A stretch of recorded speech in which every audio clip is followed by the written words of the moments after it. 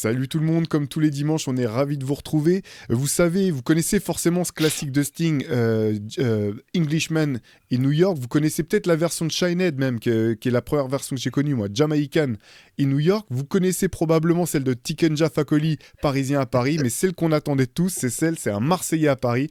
Mon collègue, mon pote, mon poteau du dimanche, Pierre Armand, qui était monté à Paris pour le deuxième des NBA Games la semaine dernière. J'ai pas eu l'occasion d'en parler avec lui.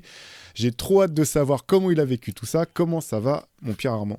Eh ben, ça va super. Alors là, avec ce que tu viens de dire là, tu t'imagines que depuis samedi, je suis sur mon petit nuage tranquillou, même s'il n'y a pas de nuage aujourd'hui, je te rassure.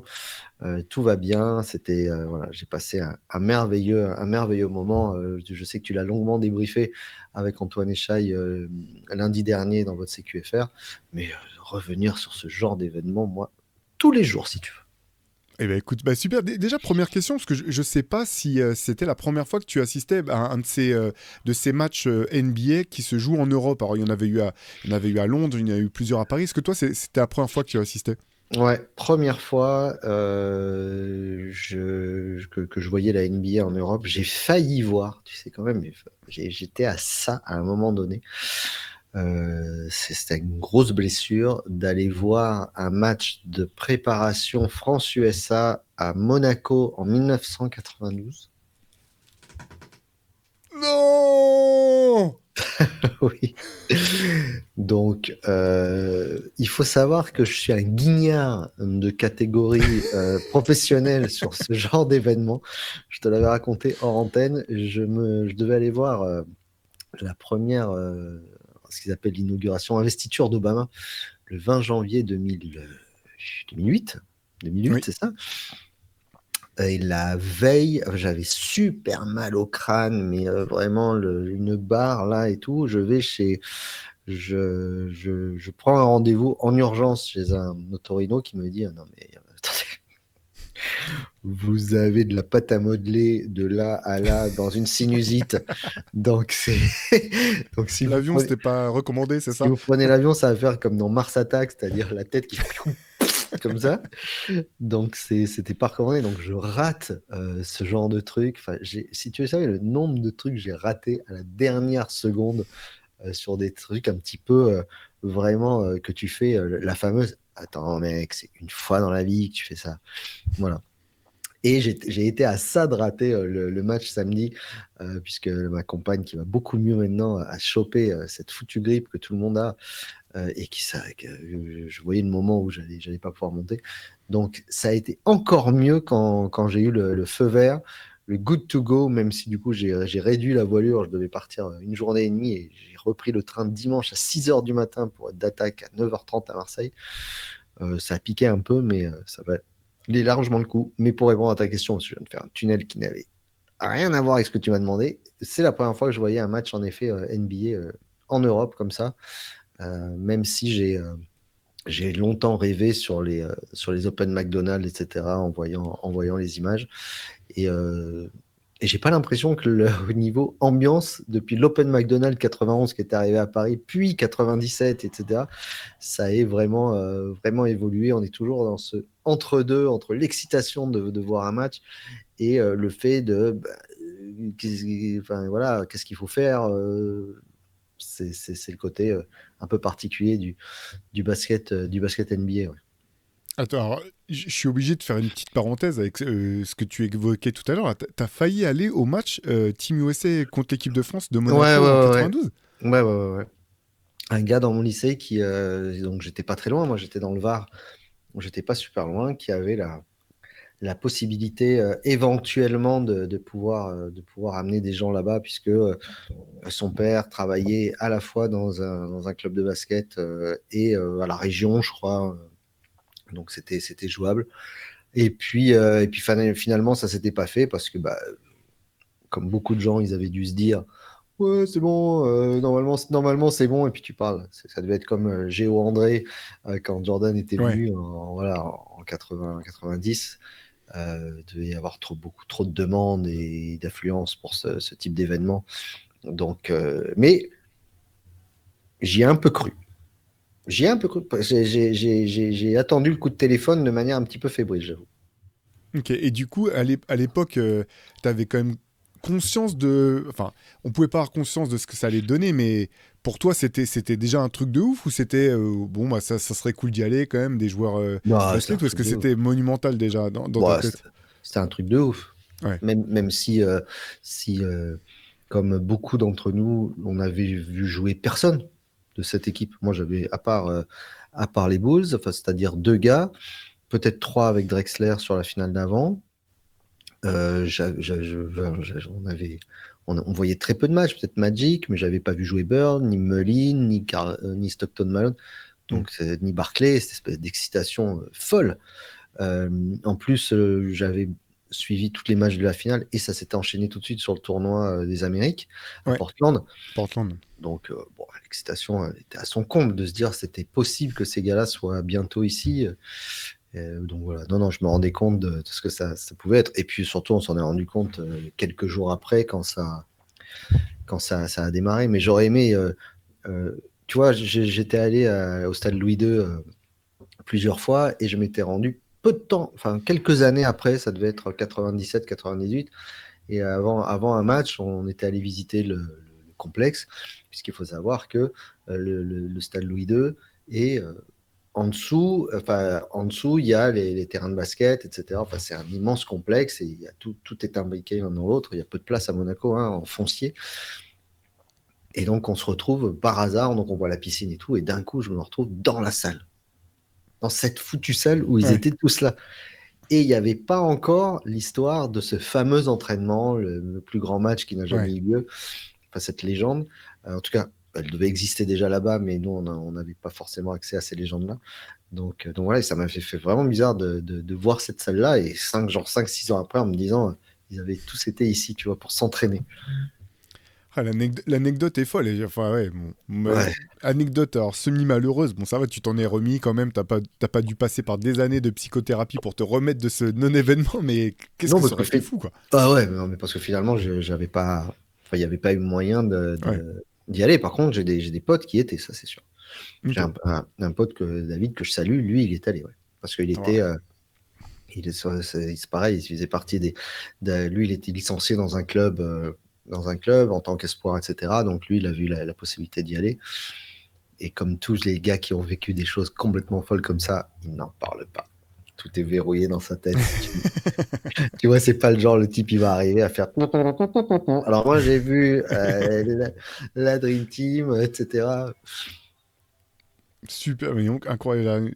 Je connaissais pas, tu vois, cette anecdote, tu m'en avais pas parlé, là. Je t'avoue, j'étais un petit peu scotché quand tu m'en as parlé. Euh, Mais j'ai vu jouer revenons. beaucoup de Dream Teamers, par contre. Alors ça, Ouais. j'ai eu la Ah chance oui? de voir beaucoup de matchs NBA dans les années 90, enfin d'en voir beaucoup. J'exagère énormément, mais dans ma tête, c'était tellement incroyable. J'en ai vu trois à Chicago entre saison 96, 80, 95, 96, 96, 97. Et j'ai eu la chance de voir des super matchs où j'ai vu jouer, ouais, la moitié de la Dream Team. C'est ouais, incroyable quand même. Ouais, j'avais vu Jordan, donc Jordan Pippen. J'avais vu contre San Antonio, donc j'avais vu David Robinson, époque Sean Elliott, etc. J'avais vu, et je sais pas si tu te rappelles d'une image de Scottie Pippen qui dunk contre San Antonio, je sais plus sur qui, et qui se met à rebondir en faisant. Oui, je vois Tu je me vois ce rappelle plus dunk? sur qui, mais Voilà. je vois ce dunk, ouais. Et ben Ouais. voilà, c'était de ce match-là. D'accord.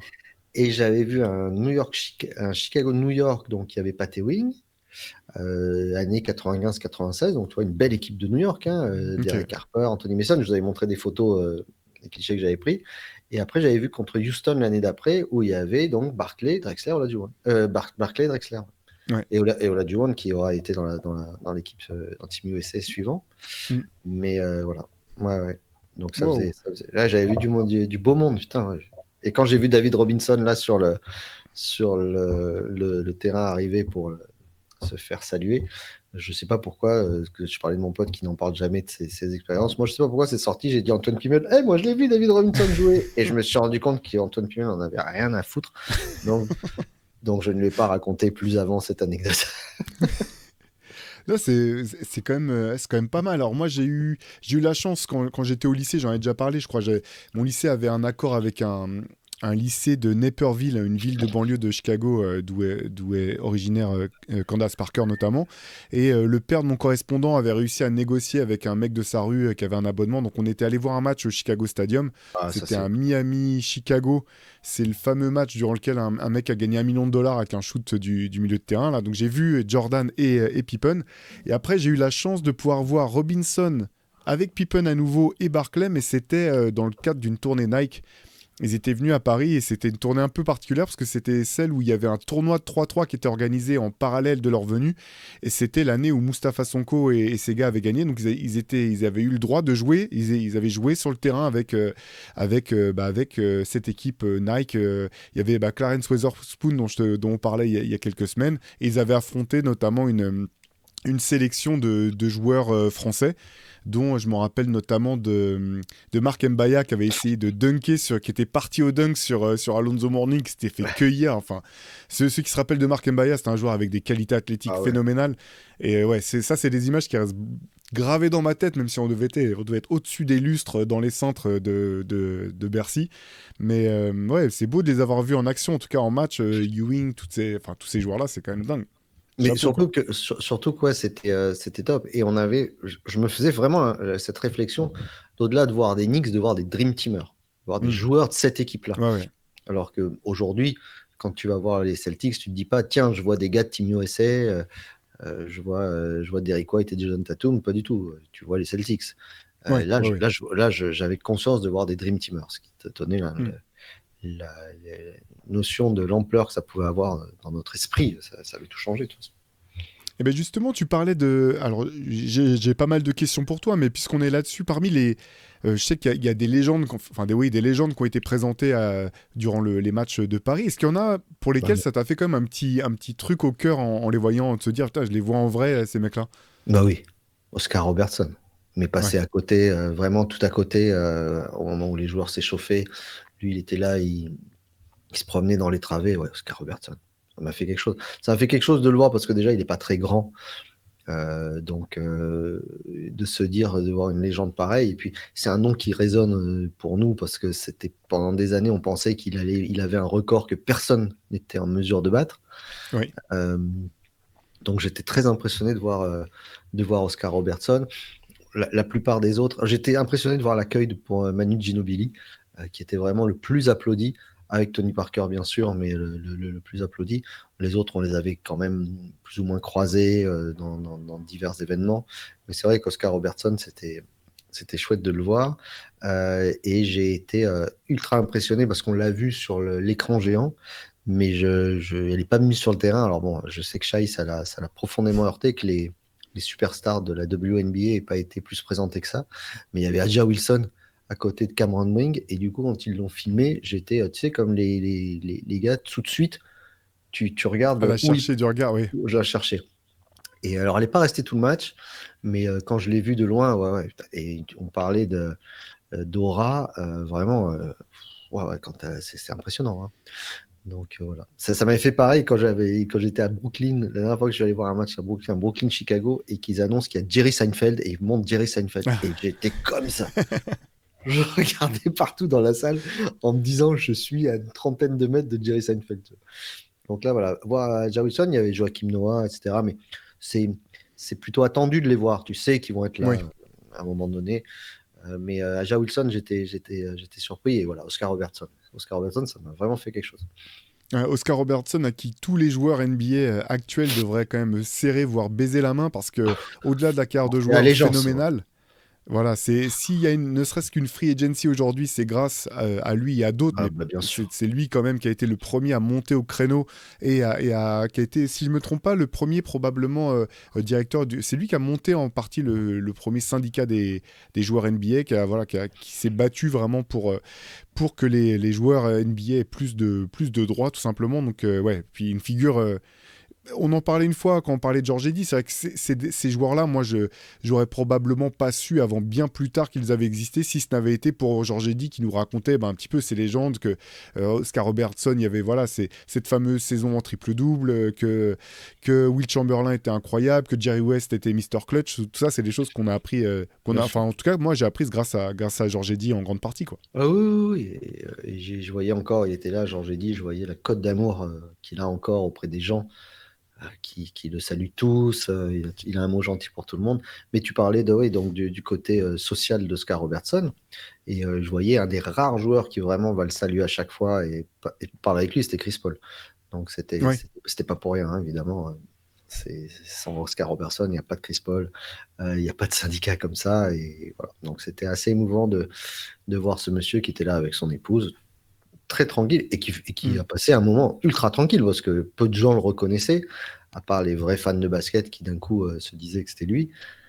Mais sinon, il est dans un. Je pense qu'il se promène dans Paris dans un anonymat absolument Ouais. absolu. En plus, je te dis, il n'a pas une taille sur laquelle tu te retournes. Donc, voilà. Et donc, là, on parlait des personnalités. C'est vrai que quand on voit des matchs quand on a la chance de voir des matchs en vrai, c'est vrai que ça soit pour la NBA, mais aussi pour championnat de France ou peu importe, dès que c'est des athlètes professionnels, il y a parfois des choses qui sautent aux yeux quand on les voit en vrai et qui nous avaient pas particulièrement marqué. Par exemple, moi, j'avais vu un Détroit Boston et j'avais halluciné sur comment dire, la taille des bras de Rajon Rondo. C'est une des choses qui Oui, m'avait le plus marqué parce que je m'en étais jamais vraiment rendu compte. Est-ce qu'il y a des choses comme ça qui t'ont un petit peu surprise de la part pendant le match, que ça soit sur les joueurs, le coaching staff ou des choses de ce type-là? Obi Toppin. Obi Toppin, ouais. Mais Le- alors, le sur les physique qualités d'Obi athlétiques, Toppin. Ah, le ouais. physique d'Obi Toppin, c'est quelque chose d'incroyable. Alors, je ne l'ai pas vu s'échauffer sur des dunks, quoi que ce soit. Je l'ai vu arriver sur le terrain. Il est beaucoup plus impressionnant qu'à la télévision. Alors, t'en as que c'est un peu le contraire. Par exemple, Pascal Siakam est pas du tout. Il est grand, mais n'est pas du tout physiquement impressionnant. Tyrese Haliburton, c'est pareil. Ils sont un peu maigres, ils sont un peu voûtés. Euh, Tyrese Haliburton a un shoot dégueulasse. Euh, Même en vrai, je l'ai vu shooter il était à 3 mètres de moi pendant son échauffement. Ouais, une mécanique qui est vraiment particulière. Alors, on va pas Mm. dire ce qui s'est passé dans le match après. Il a pris un coup de chaud totalement fou et j'étais très content pour lui en plus, parce que je trouve que c'est vraiment un type très sympa et qui a une vraie aura de superstar. Alors voilà quelque chose qui m'a surpris, l'aura de superstar de Tyrese Haliburton. Quand il arrive en conférence de presse, ouais, il arrive en superstar. Il arrive en franchise player de sa franchise. Et je pensais que c'était quelqu'un de beaucoup plus, comment dirais-je, effacé, discret que ça. Non, non, il dégage quelque chose, une confiance en lui qui est assez étonnante. Bref, Obi Toppin, les bras d'Obi Toppin, c'est un truc de fou. Il est immense, il se tient droit, il est ultra bien proportionné. Ouais, non, vraiment, il m'a impressionné. Obi Toppin physiquement. Bon, je parle pas de Victor. Victor, c'est quelque chose d'étonnant à voir en vrai. En fait, je Ouais. pense que on a beau dire rien qu'à la télé, c'est fou, mais en vrai, c'est quand même quelque chose. Quand il arrive sur le terrain, il arrive après tout le monde pour s'échauffer. Il y a un truc qui se passe, quoi. On est entre la reine d'Alien, entre ouais, c'est vraiment enfin, je sais pas, c'est un personnage hors norme à tout niveau et il dégage quelque chose de, de complètement irréel. Enfin, il s'appartient plus, hein, on en parlait avec Antoine et Shai. Je pense qu'avec Léon Marchand, Kylian Mbappé aujourd'hui, peut-être Teddy Riner, je je vois pas. Et encore, Léon Marchand, Mbappé, Riner, c'est des gens qui sont. Je pense que Riner est très impressionnant physiquement, mais il y a une dimension physique qui fait que, enfin, tu sais, les gens vraiment ont le souffle coupé quand ils rentrent ou qu'il arrive. Tu sais, c'est tout de suite, c'est quelque chose de très impressionnant. Je sais pas si on s'habitue à ça. Tu vois, on en parlait avec Benjamin. Pour lui, c'est toujours une surprise de voir Victor Wembanyama courir, se déplacer. T'as l'impression qu'il y a toujours la rupture qui va crever sur place. Et en fait, non, pas du tout. Et ce qui m'a le plus impressionné avec Victor, c'est que moi, j'étais comme beaucoup de gens en me disant, la dimension physique va être très difficile pour lui à la Maillotche. Quand Mm. il va se prendre des gens au poste et tout. Et en fait, je me rends compte qu'il n'y a pas tant de gens que ça qui vont le poster ou qui vont qui partent en reculant et tout, et que les gens s'écartent, quoi. Bah, Ouais. c'est les situations où ils arrivent à 3 contre 1 en contre-attaque parce que les Spurs étaient rincés. Lui aussi, il n'était pas arrivé en bas, qu'ils étaient déjà repartis. Mais ils s'arrêtent. C'est-à-dire, ils prennent des shoots à 3 points, ils contournent. Siakam arrivé plein fer. Non, non, ils préfèrent contre. Enfin, c'est curieux. Hein. C'est vraiment curieux. C'est Et curieux parce que même si tu le passes, ou même ouais. si tu lui mets un coup et il recule, il a une telle allonge qu'il peut quand même t'attraper. Donc, c'est la manière de voir dont les équipes s'adaptent à lui, même si Miles Turner a fait un super travail sur lui. Mais tu vois, Miles Turner, sacré bestial. J'ai trouvé Obi Toppin bien plus impressionnant physiquement, Miles Turner. Ouais. Ah ouais. Mais voilà, donc voilà, Victor, en vrai, c'est quand même quelque chose enfin, d'incroyable. Et beaucoup de gens l'avaient vu en France quand il était au Met. Mais beaucoup de gens disent, ça, c'est plus le même. Physiquement, déjà, il s'est étoffé, même si c'est pas Giannis, il s'est étoffé. Mais voilà, c'est curieux. Ouais. C'est vraiment curieux, c'est le cas de le dire. C'est extraordinaire dans le sens où ça sort de tous les standards qu'on peut avoir vus, quoi. Mm. Pourtant, on en a vu des grands. Hein. Et justement, parce que là, le public qui était présent, bon, il y avait, bien sûr, il y avait des fans de basket, il y avait aussi enfin, des gens qui étaient du grand public, en fait, pour dire les choses simplement. Est-ce que tu as senti cette espèce de star system et le fait que les gens retiennent leur respiration au moment où ils rentrent sur le terrain, où il y a cette espèce de charisme un petit peu des superstars, en tout cas à l'échelle de Ah la oui, France, oui, c'est le cas, je pense. oui, oui. Oui, oui, je pense que très honnêtement, il y a quand je dis une immense majorité, je pense que 8 personnes sur 10 n'étaient pas capables de citer 5 joueurs qui étaient sur le terrain. Ouais. Ouais. Mais oui, oui, oui, il venait pour lui. Le nombre de maillots qu'on a vu à son nom était incroyable. Et puis voilà, bon, alors j'exagère quand je dis 8 sur 10, je pense pas, mais il y avait quand même une grande majorité qui était là pour cet événement-là. Et je pense que beaucoup avaient cette impression de vivre quelque chose de beaucoup plus extraordinaire que Chicago-Détroit, un Mm. Charlotte-Milwaukee, parce qu'ils savaient qu'ils voyaient pour la première fois Victor Wembanyama jouer avec le maillot des Spurs en France et que c'était un événement incroyable. Alors après, je trouve que médiatiquement, on en a fait beaucoup, beaucoup. Ça se voyait. Enfin, il y avait un nombre d'accréditations. C'était pire que pour une finale. Mm. C'était pire pour une finale. Et en conférence de presse, quand il arrive, donc il y avait conférence de presse de chacun, tout le monde regarde son portable, nanana, tout le monde, Chris Paul arrive, ah Chris Paul, ah voilà Chris Paul, donc ça, tout le monde se met comme ça, en le regardant, et d'un coup la chargée de presse de la NBA dit Next, Victor Wembanyama. Et là, tous les journalistes, ils se mettent comme ça, ils attendent devant la porte, ils sont comme ça.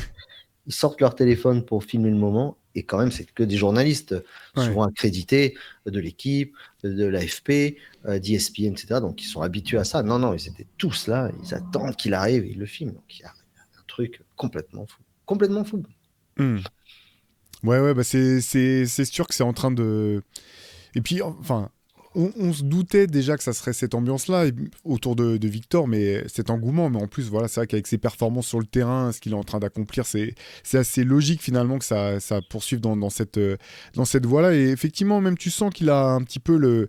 Sur le terrain, je trouve que de plus en plus, il a cette espèce d'assurance des stars, des franchise players. Tu vois, être un peu. Même si on l'a vu énervé un peu dans le deuxième match, là, après Très un énervé. no-call assez fou, hein, d'ailleurs, Il est en mal voyant le sifflé. résultat, Très tu mal dis. sifflé. Ouais, Il est mais très bon. mal sifflé. Mais ouais, ouais, non, c'est assez marquant. Ce qui était cool, par contre, c'est que j'ai trouvé que c'était deux vraiment bons matchs de basket. Bon. Même si le premier était un peu plus excitant. Alors, il y a le coup de chaud de Victor, mais même au-delà de ça, je t'avoue que j'avais été plus tenu en fait par le match dans le premier, même si les deux ont été largement gagnés. Le premier par les Spurs, le deuxième par les Pacers. Parce que c'est vrai que je pense qu'il y a un vrai bénéfice au fait le fait qu'il y ait eu deux matchs, les joueurs ont eu le temps de s'acclimater quand même. Ils ont eu le temps de profiter de la ville. Alors moi quand j'étais allé, c'était plutôt à Londres. Mais c'est vrai que c'est aussi un côté un peu colonie de vacances, quoi. Tu pars en milieu de ta saison NBA, tu vas en Europe. Je comprends qu'il y a un petit peu de déconcentration ou de démobilisation. Là, j'ai trouvé que c'était deux bons matchs de basket. Et que ça soit à Paris ou que ça soit ailleurs, je pense que ça serait intéressant que la NBA garde ce format de se dire, bon, bah, ils vont pas simplement faire un match et repartir, mais qu'ils aient le temps de se mettre, d'être un petit peu se remettre du décalage horaire et d'un point de vue sportif et spectacle, j'ai trouvé que c'était mieux, quoi. Oui, et puis quand tu t'intéresses un peu de près aux choses du basket, c'est passionnant parce que ça te donne un avant-goût de ce que c'est une série de playoffs. C'est d'avoir vrai. comme ça une mini-série. Pourquoi? Parce que tu vois les ajustements, tu vois le joueur qui a fait un match de merde 2 jours avant, qui a envie de se venger, soit parce que il y a plein de highlights qui lui sont tombés dessus avec Victor qui lui donne dessus ou se faire contrer. Voilà, à ce niveau-là, des ajustements de coach, et puis même le deuxième match, il est plus tendu. On voit Mathurin et Castle qui se rentrent dedans. Et je pense que sur une série de playoffs où c'est là que la tension commence à monter, que tu vois les gars qui commencent à se détester au bout de ça, alors, un troisième match aurait été encore mieux parce qu'il y avait une belle à jouer. Mais c'est vrai que avoir la chance de pouvoir suivre une vraie série de playoffs dans le sens les 7 matchs d'une série, ça doit être extra parce que ça permet ben, de voir le truc. Alors après, est-ce qu'on a envie de voir 3 matchs d'affilée Pacers Spurs? C'est pas sûr non plus. C'est pour ça que quand j'entendais dire les Spurs vont peut-être revenir, etc. Bon, je sais pas si on n'a pas envie de voir peut-être autre chose aussi, mais non, non. En tout cas, on se lasse pas de voir ce genre de confrontation, mais le format sur 2 matchs, tu as raison, est extraordinaire, bien meilleur. Ouais. Ça change tout, ça change tout. C'est moins kermesse, c'est moins même les joueurs.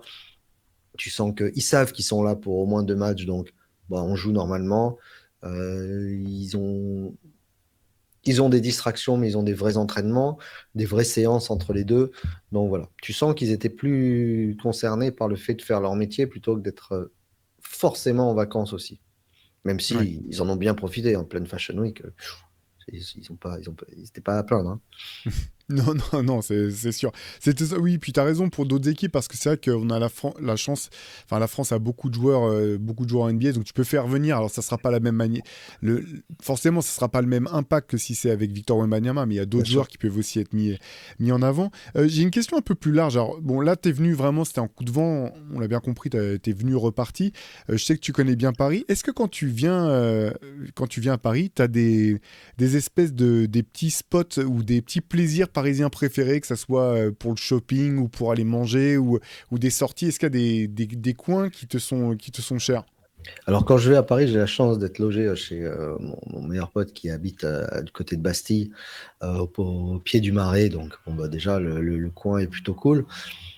Sinon, j'ai mes petites habitudes d'aller ouais, voir le NBA Store ou d'aller chez Shinzo, ces magasins-là, tu vois, Ouais, pour, euh, pour voir, parce que je le dis à chaque fois, mais c'est vrai que sur Marseille, on n'a pas la chance d'avoir des shops de basket purement basketball. Donc ouais, je vais chez Basket for Ballers. Je vais voir en vrai tout ce que je vois en photo, tu vois, les modèles, les maillots, ces trucs-là. J'achète pas grand-chose. Vu les prix pratiqués, notamment sur les maillots, je trouve que ça n'a aucun sens.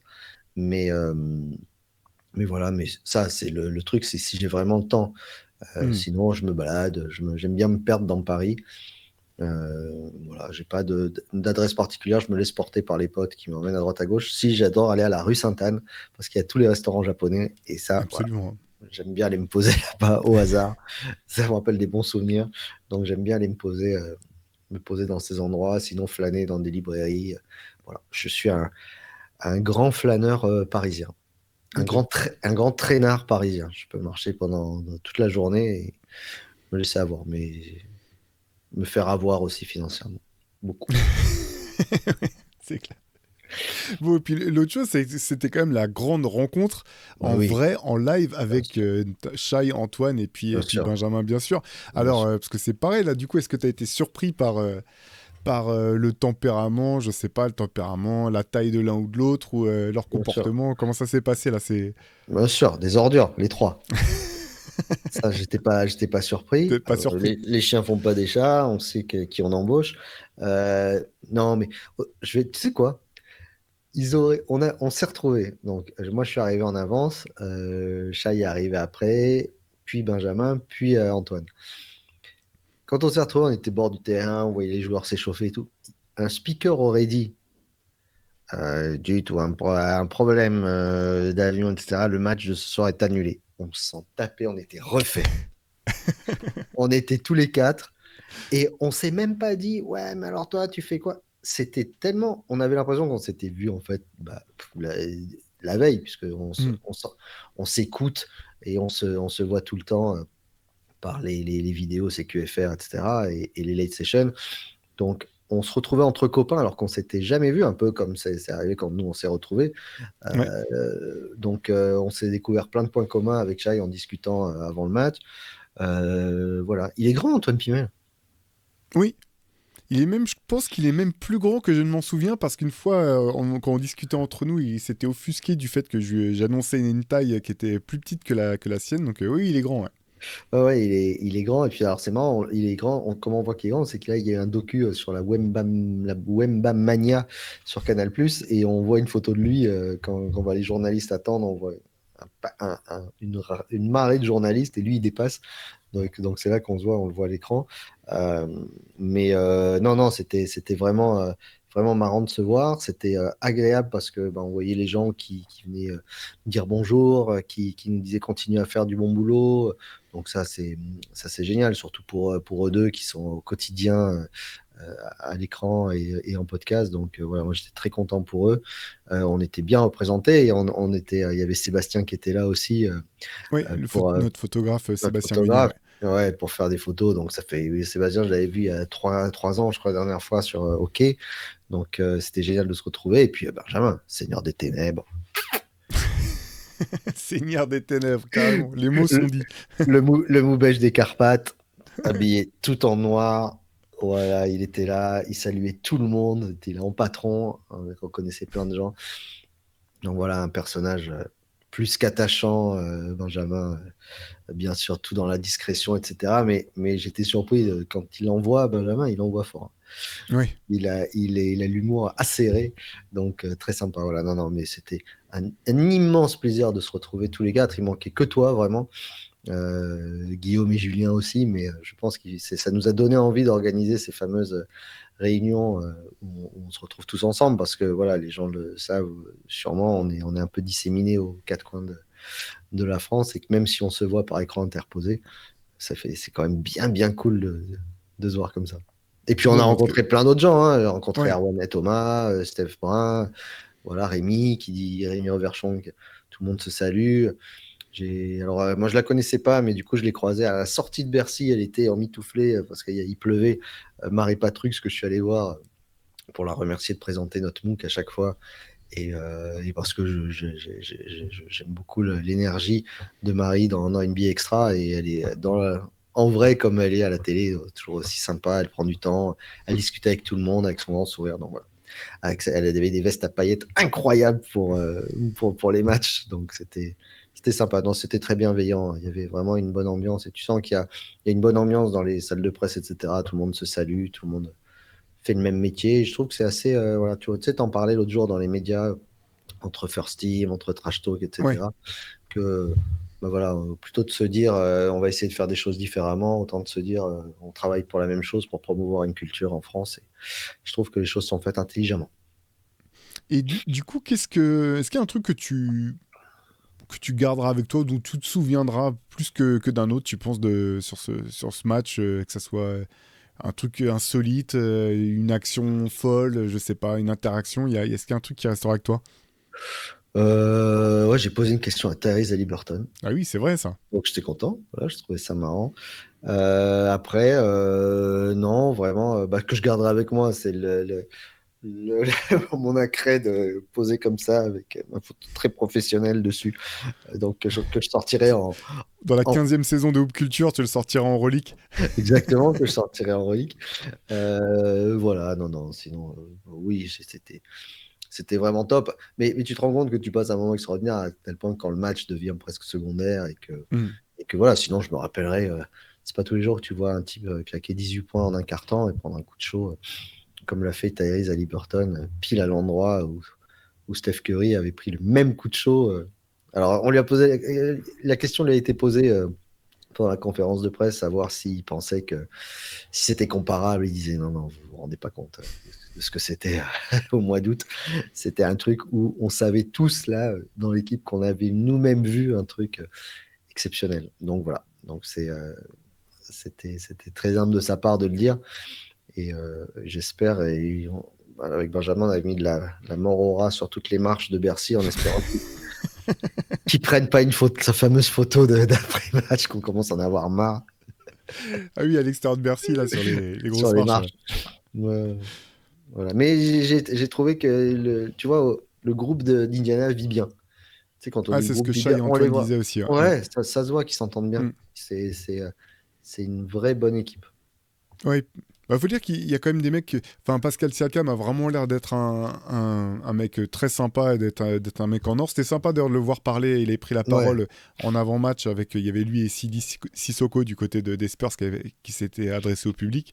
C'est ouais, ça. Je suis pas étonné en fait que c'est une équipe effectivement qui a l'air sympa. ouais, ouais. Bon, voilà, je t'ai dit, mes deux seules déceptions, c'est le traitement de ce que la partie féminine pouvait apporter à cet événement, Mm. c'est-à-dire que les stars de WNBA n'aient pas été mises plus en avant, et de deux, alors ça a été une surprise, donc on a deux interprètes qui font super bien les hymnes sur le match 1, et c'est les mêmes sur le match 2. Alors là, j'ai été complètement soufflé, que ce soit les mêmes, que la NBA soit pas allée chercher d'autres talents, d'autres personnes. Ah, pour chanter, tu veux dire les hymnes, Ouais, ouais, pour c'est ça, les oui, hymnes, ok. pour l'hymne américain et la Marseillaise, c'était les deux mêmes artistes qui sont ultra bien sortis. Grand respect à L2. Mais je pense qu'ils auraient pu trouver d'autres personnes, peut-être, pour ce genre d'événement. Donc, ils ont chanté de la même manière, même si la Marseillaise a été entonnée par le public et tout. C'était plutôt chouette. Mais voilà, il y avait deux, trois petites choses comme ça qui auraient pu être mises en place. Sinon, j'ai vu un Chihuahua faire un 360. Voilà. Ah bon.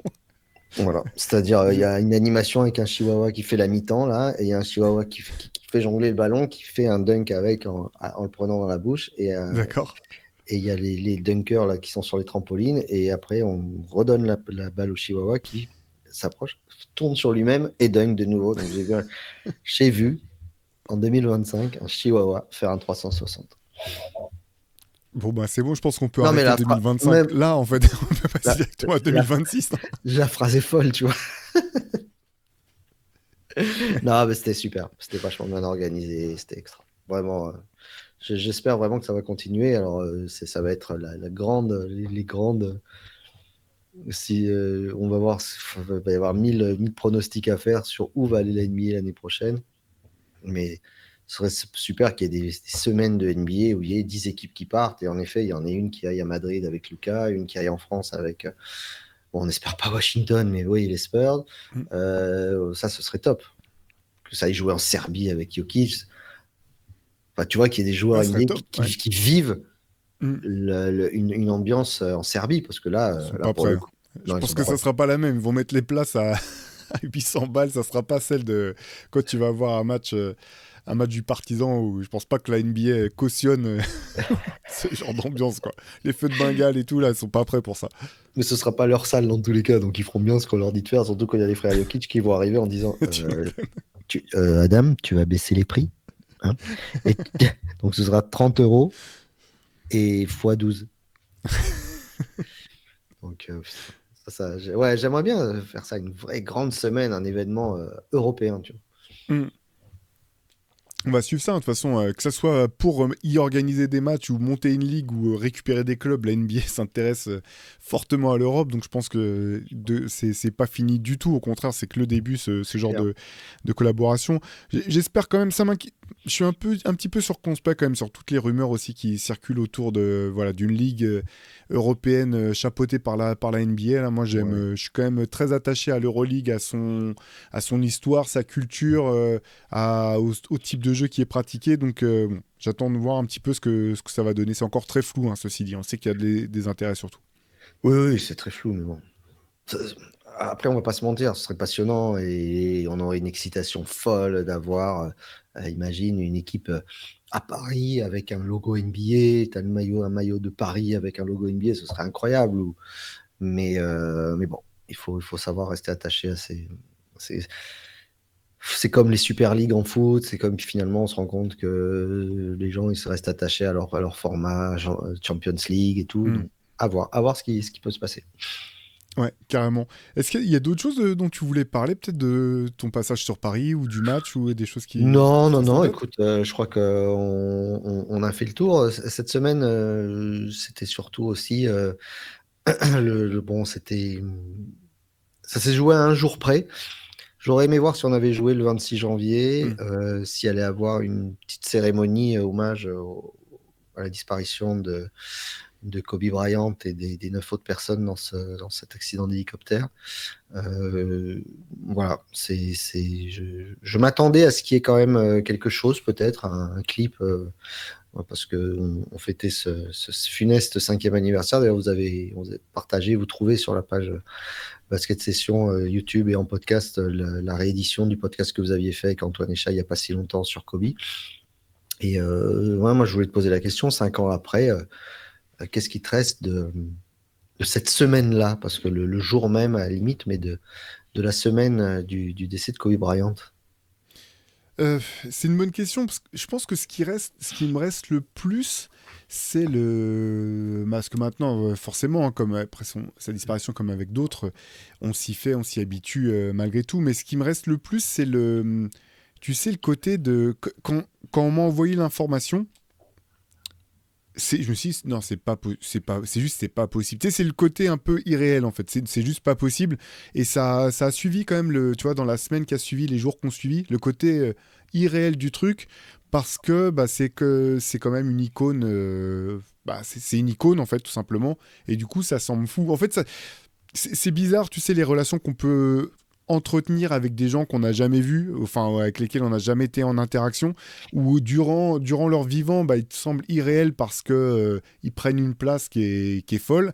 Et quand ça s'arrête comme ça, et puis dans des circonstances comme celle-ci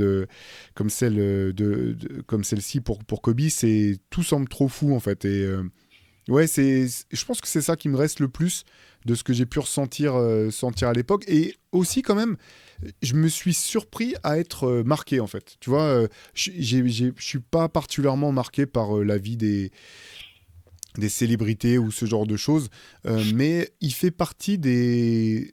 Les autres qui m'ont marqué, c'était surtout des artistes qui étaient très chers à mon cœur. Enfin, tu vois, mec comme Sean Price, Prodigy, Guru ou JD, je me suis dit, mais c'est pas possible parce que c'est des gens qui m'ont accompagné dans ma vie. Et en fait, je me suis rendu compte à ce moment-là que Kobe, d'une manière ou d'une autre, il m'avait accompagné dans ma vie. Il avait fait partie de mon quotidien pendant plus de 20 ans. Et du coup, ouais, c'est ça qui me reste, je pense. Oui, il a fait partie de notre quotidien beaucoup plus que certains musiciens, puisque les musiciens, on peut ne pas les écouter, on peut ne pas les entendre pendant des mois et des mois ou des années s'ils sortent plus rien. Kobe, il était présent, enfin en tout cas d'octobre à mai, voire juin, presque tous les jours. Mm. Et encore, c'était pas encore l'époque des réseaux sociaux complètement déchaînés et des highlights en permanence et de cette information débridée, mais c'est vrai que c'était un personnage. Un compagnon, ouais, alors un copain, pas un copain, mais presque cette idée, tu vois, c'est ce que Shaq disait, genre, putain, je l'ai même pas dit, tu vois, je lui ai même pas dit au revoir. Et tu vois, c'est cette impression que même moi j'avais de me dire, merde, putain, c'est Kobe, j'ai même pas fait ça avant qu'il s'en. Alors que je n'avais aucun rapport avec cette personne-là. Je pense que ce qui nous a moi, ce qui m'a le plus touché, c'était les conditions et le fait que moi, j'avais en 2020 une fille du même âge que Ouais. ma fille avait le même âge que Gigi Bryant et que voilà, c'était bouleversant parce que c'est notre pire cauchemar de partir avec nos enfants et d'imaginer cette scène dans cet hélicoptère. Bon, ça me hante encore, mais voilà, moi, c'est ça qui m'avait, cette incertitude parce qu'à un moment donné, moi, j'ai un copain qui m'envoie le message, donc je me mets sur CNN ou quoi que ce soit, et où commencent à arriver les images de l'hélicoptère où tu t'attends qu'il sorte. Tu te dis, il va sortir avec sa fille comme ça, et des gens comme ça. Et d'un coup, ils sont tous, il y avait tout le monde. On te dit qu'il y avait toute la famille, il y avait Vanessa Bryant, il y avait toutes ses filles, il y avait ses 3 filles avec lui. Après, on te dit qu'il y avait Rick Fox dedans. Je sais pas si tu te rappelles, il y avait, Ouais, si, si, je me rappelle. Ouais. pendant 1 heure ou deux, il y avait toutes ces choses-là. Et puis après, moi, j'avais tout de suite, je me rappelle, je m'étais connu, je sais plus où il y avait je sais pas si c'était pas quel jour ça tombait, si c'était pas un dimanche, et il y avait un SNL derrière, et on voyait Rémi Reverchon dévasté par la nouvelle, et qui lui, on a tous été comme ça en se disant, je suis désolé d'être dans cet état-là. Je comprends pas. Je Hmm. connaissais pas cette personne. Mais on était très tristes. Et je me rappelle, t'étais au First des Shows, je crois, Oui, 3 jours l'émission après, spéciale qu'ils avaient faite, oui, avec Wax, avec tout un avec tas de gens, Wax. ouais. Et Ouais. vous étiez dans un recueillement et une incrédulité complète. Ouais, c'était bizarre de voir ça parce que c'est vrai que bon, il partait. Enfin voilà, c'était. Moi, j'ai jamais été un grand fan. Ça n'a pas été mon idole, mais je peux comprendre que pour beaucoup, nous, Théo et moi, on peut le dire, pour nous, ça a été un peu l'antéchrist pendant un moment parce que on nous le présentait comme la relève de Jordan, etc. Et qu'on se disait, ah, attendez les gars, non, non, vous verrez. Et puis tu sais, quand t'as celui qui prend la place de ton idole, t'as toujours envie qu'il se plante un peu parce que pour montrer qu'il y en a, c'est one and only, tu vois, comme les Marseillais qui veulent surtout pas que quelqu'un gagne la Coupe d'Europe parce que c'est la leur et 35, plus de 30 ans plus tard, il faut surtout pas la toucher. Mais donc j'étais pas un grand fan, mais j'avais immensément de respect pour cette carrière, même si la fin, je l'avais trouvé un peu bizarre et pas très jolie à voir. Mais pour tout ce qui allait suivre, j'avais encore plus de respect pour tout ça.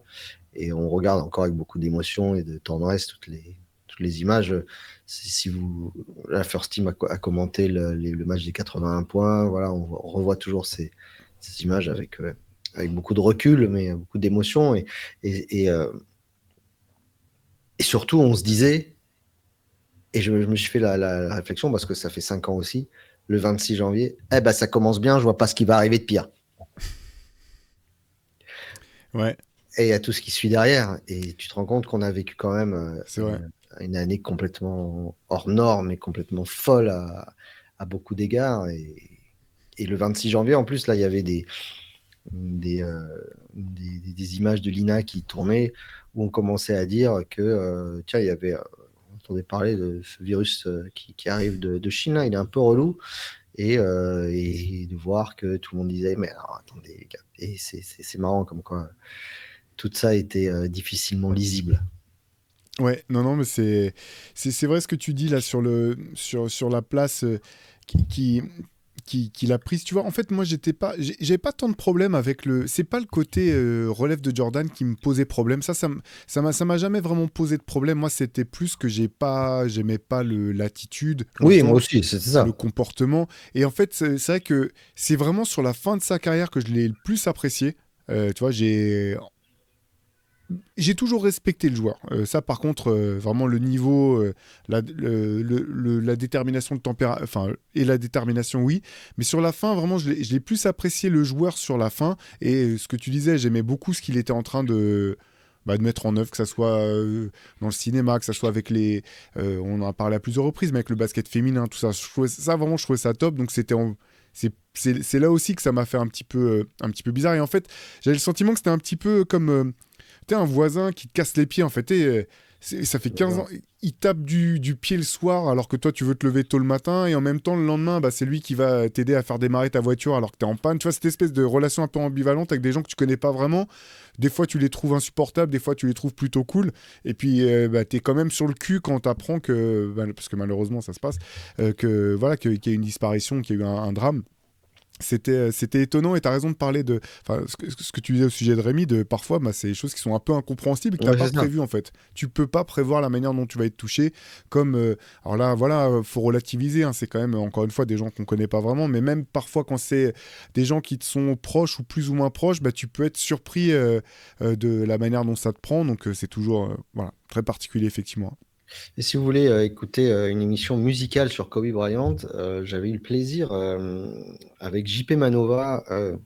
Il m'avait appelé juste après, JP, et il m'avait dit le Nova Club me propose de venir pour faire une émission spéciale sur Kobe Bryant, sachant qu'ils connaissent rien au basket. Il me dit viens, on le fait ensemble. Et je lui dis bah déjà appelle. Il me dit je peux venir avec des gens qui s'y connaissent. Est-ce que tu connais quelqu'un? Je dis bah écoute, moi je connais Erwan Abotré, Thomas Dufant, donc ils les appellent, ils vont ensemble à Nova, et donc ils me demandent de faire la prog musicale. Et donc, sachant pas trop quoi faire, j'avais pris les grandes dates de Kobe, et j'avais pris les charts américains de chaque date de Kobe, et le jour de sa naissance, le jour des 81 points, le jour de la draft, le jour du titre contre Boston, etc. Et de prendre quelqu'un qui était classé, généralement je prenais soit le 8e, soit le 24e des charts, et donc on était tombé avec du Rick Ross, pas du Rick Ross, Rick James, pardon, Oui. des vieux morceaux de funk, des morceaux de rap plus récents, etc. Et on avait fait une chouette prog. Je crois que l'émission, elle est dispo, l'émission. Vous tapez Nova Club Kobe Bryant sur vos podcasts, vos plateformes de podcast. Elle est dispo et on avait fait une chouette émission. C'était plutôt marrant. Ah mais tu vois, je savais pas du tout. Alors je savais effectivement que JP était allé avec les copains de Force Team, mais je savais pas que c'était toi qui avais fait Ouais, ouais, ouais. la sélection pour cette J'avais fait la émission. Hein. prog. Et d'ailleurs, Ok. JP qui avait fait qui avait Un sorti du morceau. coup un morceau Ouais. qui s'appelait Le Dernier match de Kobe Bryant, où il raconte, il rappe sur le match contre Utah, Ouais. sur l'excitation qui monte, sur le fait qu'il est tard, il va aller se coucher, ça a l'air nul, il est pas à droit, et que d'un coup il y a l'excitation et sa voix commence à monter, et le morceau est drôlement chouette. Je vous conseille d'aller écouter. Carrément, bah, on vous le remet Le dernier en match de lien de Kobe, toute c'est ça. façon. Ouais, le dernier match de Kobe, absolument. Ouais, ouais. On lui passe le bonjour d'ailleurs à JP. Euh, Pierre, qu'est-ce que tu as eu des coups de cœur cette semaine? Ouais, alors musical déjà, Ouais. avec un morceau que j'ai kiffé. Moi, j'aime quand même, je vais pas mentir, je regarde beaucoup ce qui se passe en Angleterre très souvent parce que il se passe énormément de belles choses là-bas au niveau musical, au niveau groove, au niveau même hip-hop, au niveau tout ce qui est les influences broken, beat, jazz, house, etc. Et sur le label Trousseau va sortir en avril prochain un album qui s'appelle The Oasis d'un artiste du sud de Londres qui s'appelle Foot Shooter. Son nom exact, c'est Barney Whitaker. Il est producteur, il est DJ. Voilà, il s'inspire de tout ce que savent faire les Anglais de mieux. Il travaille avec des rappeurs, des poètes, des chanteuses. Un univers soulful absolument génial. Et un morceau qui s'appelle Cycles qui m'est tombé dans l'oreille là en preview. Donc sur le label de Brighton, True South, Foot Shooter, ça s'appelle Cycles. Et franchement, respect parce que c'est tout ce que j'aime. Bon, ça passe de two-step à broken beat, il y a des voix, il y a de la new soul dedans. Voilà, allez écoutez ça. Foot Shooter, comme ça se prononce. Écoute, bah c'est marrant, on s'était pas coordonné du tout, mais mon coup de cœur, c'est aussi un coup de cœur anglais. C'est un rappeur qui s'appelle Melanin Nine, et c'est un morceau à côté duquel j'étais complètement passé, parce qu'en fait, je connaissais ce rappeur parce il est sorti un morceau et un excellent maxi avec Rock Marciano. C'était en 2012, voilà. Le morceau avec Rock Marciano s'appelle White Russian, et...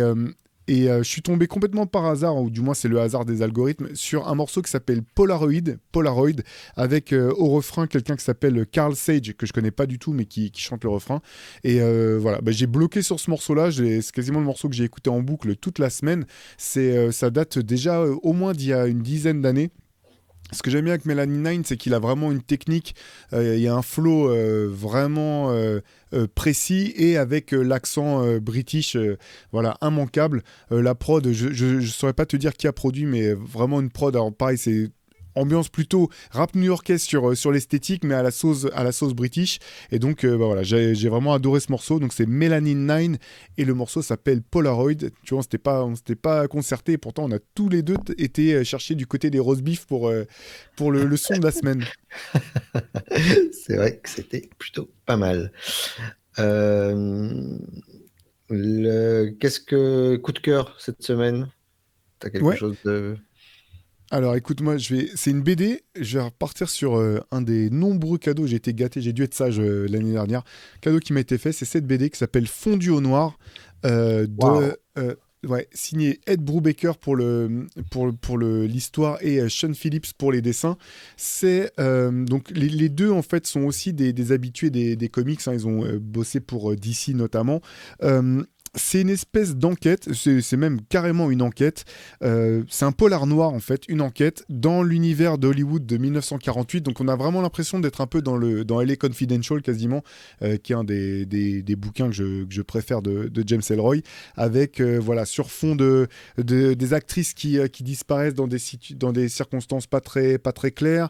On voit aussi un petit peu le fonctionnement du cinéma et des studios avec la manière dont les scénarios peuvent être réécrits au fur et à mesure même du tournage du film en fonction de ce qui se passe sur un tournage. C'est vraiment très intéressant, t'es tenu en haleine, t'as envie de savoir ce qui se passe au bout du compte.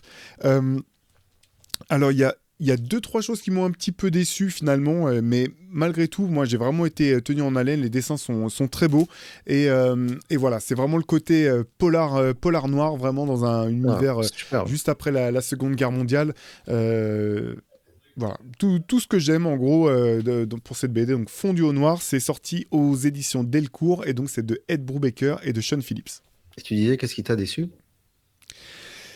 La personne, alors le personnage principal m'a un peu agacé. J'ai du mal en fait, mais tu vois, c'est pour ça que longtemps je pouvais pas regarder Friends avec les personnages indécis. Tu vois, donc comme Ross, pour moi c'est une torture de regarder ça. Même si je le comprends humainement, en fait, souvent c'est des personnages qui m'insupportent au plus haut point dans de la fiction. Donc j'ai eu un petit peu de mal avec le personnage principal. C'est principalement ça en fait qui m'a un peu agacé, mais sinon c'est vraiment très très chouette. Alors moi j'ai deux coups de cœur, un qui se regarde, un qui s'écoute, et puis tu parlais de personnages qui pouvaient peut-être agacer certains ou un peu clivants. Il y a le nouveau podcast de la team de Knucklehead, que tu connais très bien, Ouais. de Richardson et Darius Miles, qui est sorti, et le dernier épisode avec Tony Parker. Donc il passe 1h20 avec Tony Parker et c'est super passionnant. Moi j'ai appris plein de choses, pourtant j'ai écrit sur lui dans le dernier MOOC. Et est-ce que tu savais qu'il avait failli aller à l'université aux Je États-Unis? l'ai su. Je crois que je l'ai Ouais, su, ouais. honnêtement. Et Ouais. il avait le Ouais. choix entre Georgia Tech et UCLA, donc il avait failli devenir un Bruin d'UCLA. Comment aurait été sa carrière? Tu sais, c'est vraiment des what if, ça. Est-ce que Tipeee, Mm. s'il était allé aux États-Unis en université, est-ce qu'il aurait fait ça? Il raconte comment son père l'a influencé à s'inscrire à la draft à 19 ans et qu'il lui disait, il l'obligeait même, parce que lui, il voulait, comme tout le monde, être top 10, top 15 en haut. Et son père lui a dit non, non, tu seras pour être dans une belle équipe, tu seras fond de premier tour, comme ça, tu es sûr d'être dans une belle équipe et de bien te développer. Et donc, voilà, il raconte tout ça. Il raconte les joueurs qui lui ont le plus botté le cul à son arrivée. C'était Ah oui, Steve ça peut. Francis et Stéphane Marbury. Que je peux comprendre, ça devait être un enfer à défendre.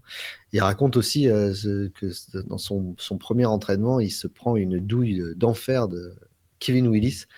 Il rentre dans la Ouais. raquette et il se fait défoncer par Kevin Willis. Et en fait, il se lève et il va pour se battre. Mm. Et donc, bon, évidemment, Kevin Willis, sur un souffle, il l'aurait certainement atomisé. Mais il y va et il lui dit les yeux dans les yeux, il va falloir que tu t'y habitues parce que ça, c'est comme ça que je joue.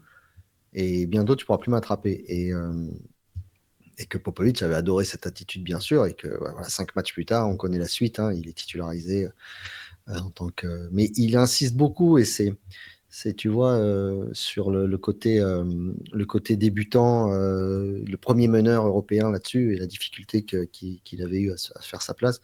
Et surtout, tu te rends compte que ces gars-là ont joué, Quentin Richardson, Darius Miles, ils ont joué dans des sélections eux aussi du 17 USA et qui se sont Oui. retrouvés les uns contre les autres dans des Nike Camp, et tu te rends compte qu'ils se rappellent de tout. En fait.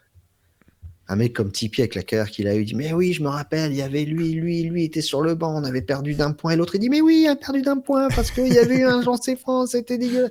C'est ouf, et je trouve ça génial parce que quand ils en parlent, enfin, tu les vois pas, mais t'entends là, les étoiles dans les yeux encore de tous ces Mm. souvenirs et qui se rappellent encore de matchs de minimes avec les carrières qu'ils ont eues. Et je trouve que c'est génial finalement, la passion, elle est là, elle brûle en lui de A à Z. Donc c'est assez intéressant d'aller écouter Tony Parker.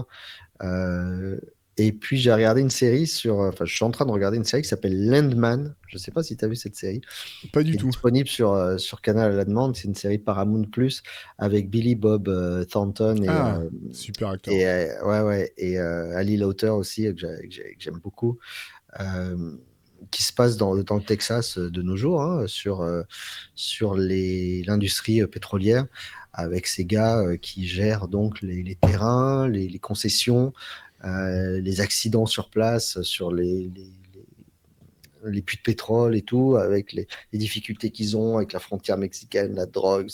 Ils ont des passages sur des terrains qui sont interdits. Voilà. Alors, c'est ultra américain. C'est-à-dire qu'avec le sens de la répartie, genre, ils se parlent et puis ils ont une punchline sans même se regarder. Et puis après, ça change de scène. Enfin, tu vois, je te fais Je pas vois un très dessin. bien. Tu vois l'histoire. I don't know who's crazy enough. Et les mecs, ils se parlent. Voilà, ils ont une phrase, une punchline pour tout qui est prête. Mais les images sont superbes. C'est vachement bien filmé. Ça prend le temps.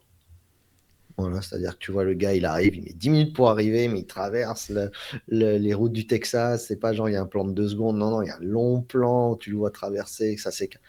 Ça donne une idée de la manière dont le temps est géré, ce travail encore où tu as des gars qui forent toute la journée, tu as les milliardaires de l'autre côté, c'est la manière, les avocats qui sont là, parce que s'il y a un accident, comment on indemnise les familles, comment on indemnise enfin, c'est assez passionnant, on apprend plein de trucs. Ça s'appelle Landman et c'est disponible en ce moment, c'est très chouette. On rentre tout de suite dedans, vraiment, regardez-le. Ok, bah, je connais pas du tout. Je vais aller regarder à quoi ça ressemble.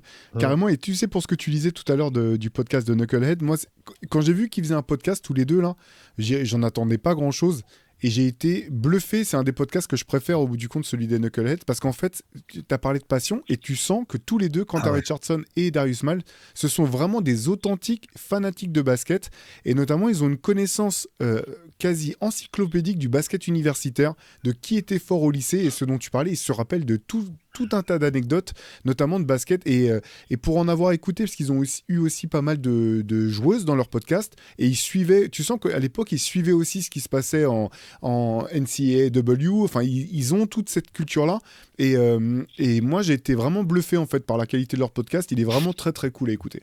Oui, oui, et puis en plus, ils sont le pont parfait entre deux générations Oui, c'est de vrai. joueurs, Mm. entre ceux qui, dans cette époque, Tony Parker, etc., les Steve Nash, voilà, les Kobe, c'est-à-dire milieu 2000, début 2010, et la suite, puisque malgré tout, bah, ils sont vachement au fait de ce qui se partage, ce qui se passe sur les réseaux et tout.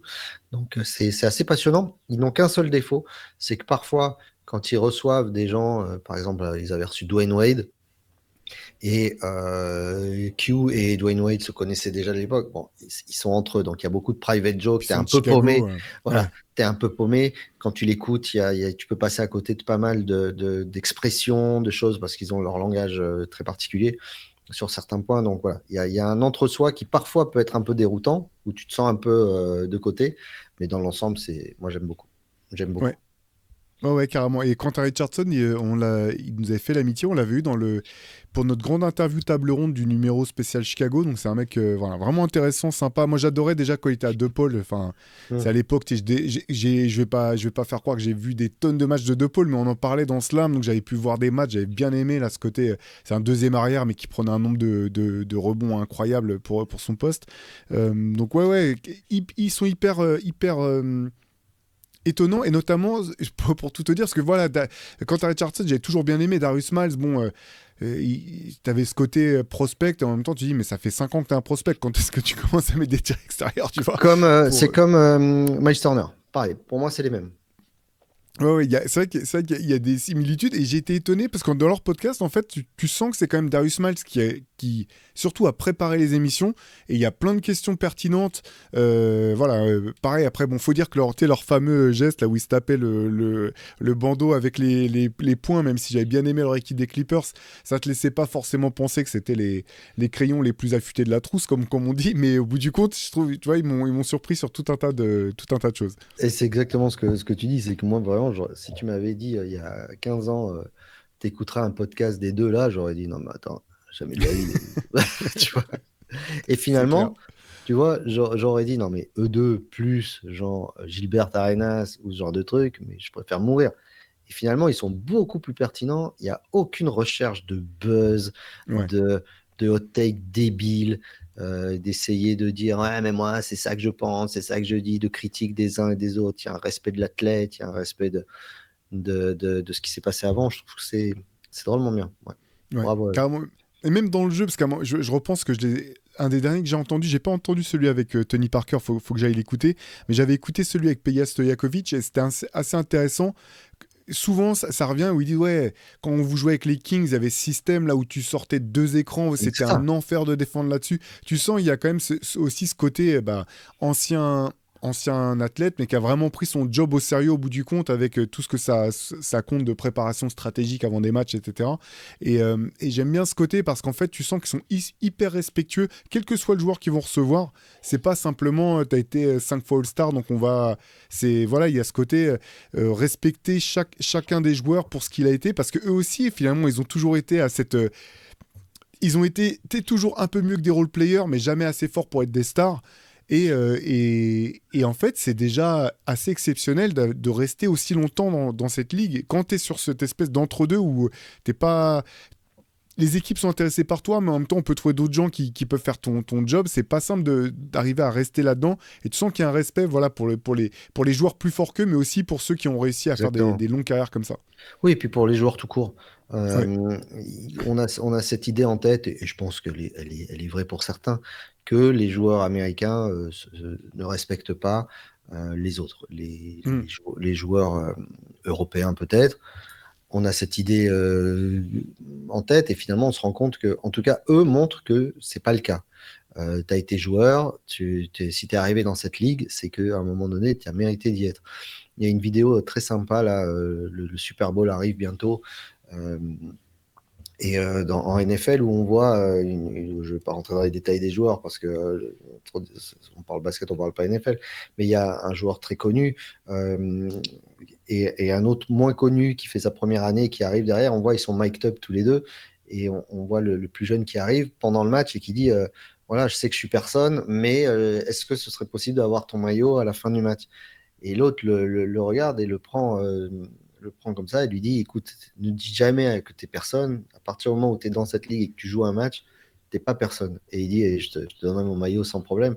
Et voilà, et ça, on se rend pas compte de la camaraderie, la confraternité finalement qui existe entre ces joueurs. On pense que c'est toujours, et on cherche toujours à leur filer des rivalités, des détestations et tout, et que bah ils ont tellement de souvenirs ensemble qui doivent être, ça doit être génial.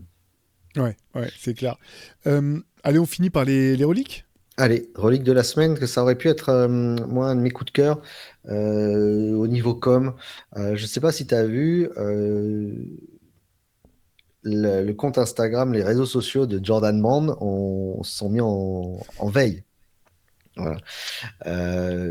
Il faut savoir un truc, c'est qu'on va fêter les 30 ans de la Jordan 1 noire et rouge, la Jordan 1 Bread, dont le surnom est la Jordan 1 Banned. Pourquoi? Parce qu'elle avait été bannie de la ligue. Alors, je ne vais pas vous faire l'insulte de vous dire que c'est celle-là, alors que c'était pas vraiment cette chaussure. C'était un autre modèle, mais qui ressemblait, et qu'en fait, Nike a pris ce modèle, a dit que c'était celui-là, donc avait fait toutes les pubs, etc., dont cette pub ultra connue, hein, cette photo de Jordan avec au pied donc la chaussure barrée.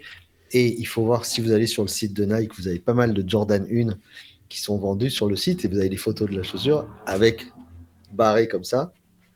Voilà, de la même manière. Si vous allez au United Center, là, ils ont fait une animation, quand vous avez l'animation des Bulls, où toujours la caméra passe devant la statue de Jordan.